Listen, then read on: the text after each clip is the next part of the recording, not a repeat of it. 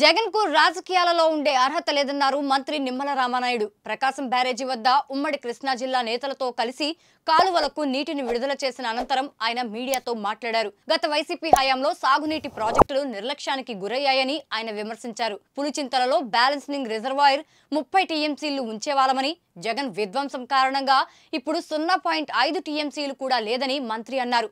జగన్ పాలనలో నష్టపోయిన వాటిని సరిచేస్తామని చెప్పారు. 5 ఏళ్లలో వదిలేసిన వాటిని సరిచేసి 4 ఎత్తిపోతలు ఒకే రోజు ప్రారంభించినట్లు మంత్రి పేర్కొన్నారు. తాడిపూడి నుంచి కూడా కొంత కలిపి ప్రకాశం బ్యారేజీకి నీటిని తీసుకొచ్చామన్నారు. వారం లోపల కాలువలు, డ్రైన్స్ కూడా పూర్తిగా శుభ్రం చేయబడతాయని మంత్రి నిమ్మల స్పష్టం చేశారు. ఒక్క చుక్క నీరు కూడా వృధా పోకూడదు.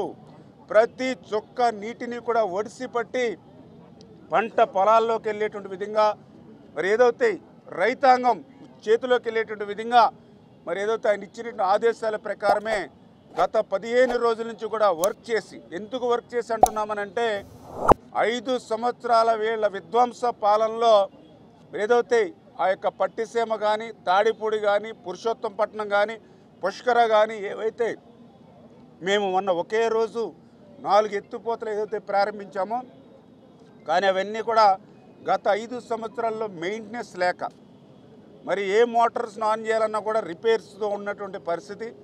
మరి మళ్ళీ ఎలక్ట్రికల్ కూడా అనేకమైన సమస్యలు అక్కడ మరి మెయింటెనెన్స్ వాళ్ళకు కూడా 5 సంవత్సరాలు ఒక నయా పైసా ఇచ్చినటువంటి పరిస్థితి లేకపోవడంతో ఎన్నో ఇబ్బందులు ఎదుర్కొని కేవలం చంద్రబాబు నాయుడు గారు ఇచ్చే డైరెక్షన్స్తో వర్క్ చేసి ఈరోజు మన పట్టిసీమ నుంచి ఈవేళ దగ్గర అక్కడ మరి 6500 క్యూసెక్కుల నీరు, దానికి తోడుగా కూడా మరి ఏదైతే తాడిపూడి కూడా వాళ్ళకి అక్కడ స్థానిక రైతాంగానికి అవసరం ఇప్పుడు లేదనంటే తాడిపూడిని కూడా మళ్ళీ ఈ పట్టిసీమ వాటర్లోకి ఇంకో 500-600 క్యూసెక్కుల నీరు కూడా మిక్స్ చేసి మరి ప్రతి చుక్క వృధా పోకూడదనేటువంటి విధంగా ప్రకాశం బ్యారేజ్ దగ్గర తీసుకొస్తూ ఉన్నాం.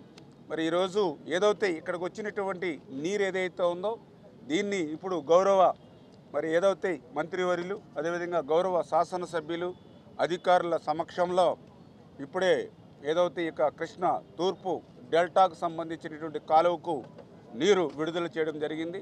అదేవిధంగా ఈ కృష్ణాకు సంబంధించినటువంటి పశ్చిమ డెల్టాకు కూడా మరి ఇక కాలువకు నీరు విడుదల చేయడం జరుగుతూ ఉంది.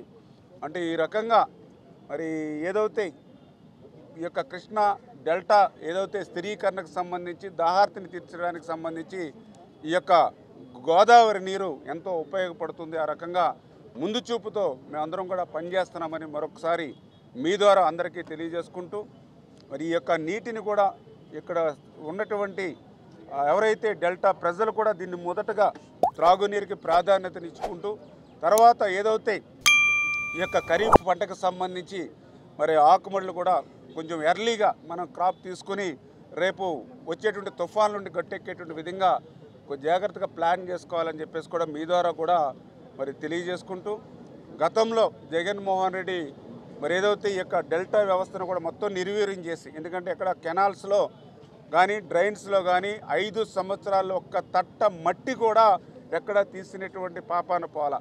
దాంతో ఈవేళ ఉన్న కొద్దిపాటి నీటిని సద్వినియోగం చేయాలని మేము ఇస్తున్నా కూడా అది ఆ పూడికతోటి కిందకి వెళ్ళలేనటువంటి పరిస్థితి ఉంది. కనీసం పూడిక మాటటుంచి వీడి కూడా ఎక్కడ కూడా రిమూవ్ చేయనటువంటి పరిస్థితి ఈవేళ డ్రైన్స్లోను, కెనాల్స్లోను కూడా ఎక్కడ చూసినా కూడా గొరబడెక్క తూడు పెరిగిపోయినటువంటి పరిస్థితి. ఎప్పుడు కూడా ఇది ఏప్రిల్ నెలలో ఎస్టిమేషన్లు వేసి టెండర్లు పిలిచి మే నెలలో చేస్తారు. ప్రతి సంవత్సరం కూడా అది చేసే పని.